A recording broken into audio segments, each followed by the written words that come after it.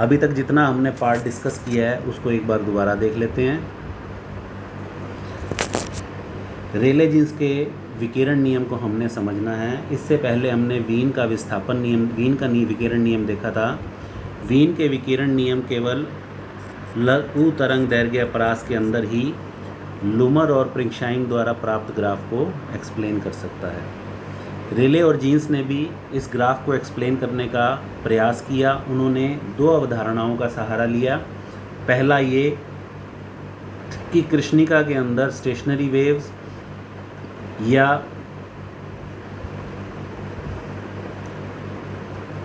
अप्रगामी तरंगों का निर्माण होता है, जिसके निस्पंद कैविटी की वॉल्स पर या कैविटी की दीवारों पर बनते हैं। दूसरा, मैक्सवेल बोल्ट्जमैन के ऊर्जा के समविभाजन नियम को ये यूज़ करता है। इन दोनों नियमों का, अवधारणाओं का उपयोग करते हुए हमने ये माना कि किसी भी अप्रगामी तरंग की समीकरण y = a sin k dot are cos omega T के बराबर होती है।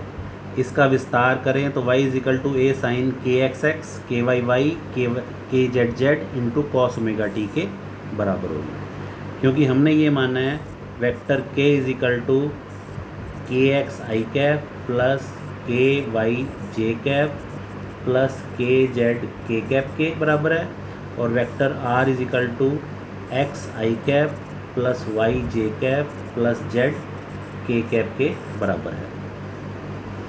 अगर हम निस्पंद को कोटर की दीवारों पर माने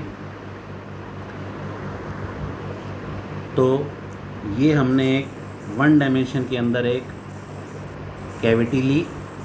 अगर इसके अंदर अर्ध तरंग बन रही है तो लैम्डा का मान 2a के बराबर आ जाएगा और k का मान 1 × π/a के बराबर आ जाएगा। अगर कैविटी के अंदर पूरी तरंग बन रही है तो k का मान 2π/a के बराबर आएगा, और कैविटी के अंदर अगर 1½ तरंग बन रही है, वेव बन रही है, तो k का मान 3π/a के बराबर होगा।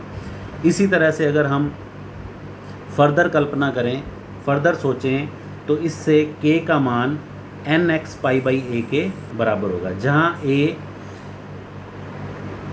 एक दिशा के अंदर, जैसे मान लिया x दिशा के अंदर क्यूबॉइड का विस्तार है। अगर ये क्यूबॉइड की कल्पना कर रहे हैं तो a, b और c के मान बराबर होंगे, तो यहाँ पे हम तीनों जगह पर a ले सकते हैं। तो kx का मान nx π/a, ky का मान ny π/a और kz का मान nz π/a के बराबर होगा। k² का मान kx² plus ky² plus kz²। ऊपर वाली समीकरण से मान रखने पर हमारे पास ये समीकरण आ जाएगी।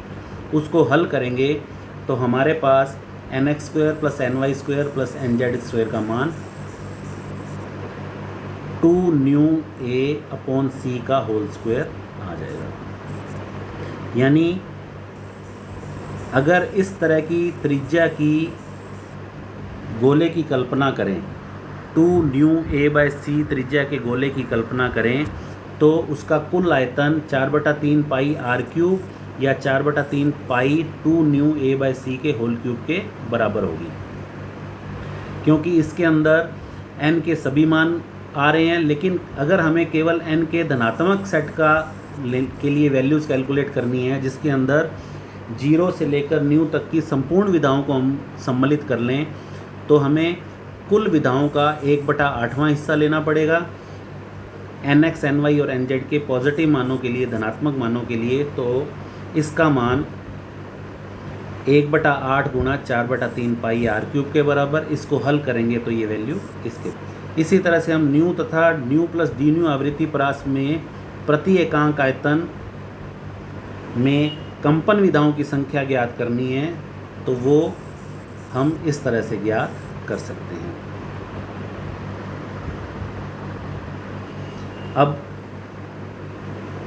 न्यू तथा डी न्यू प्रति एकांक आयतन कंपन विधाओं की संख्या 8π/c³ डी न्यू के बराबर होगी।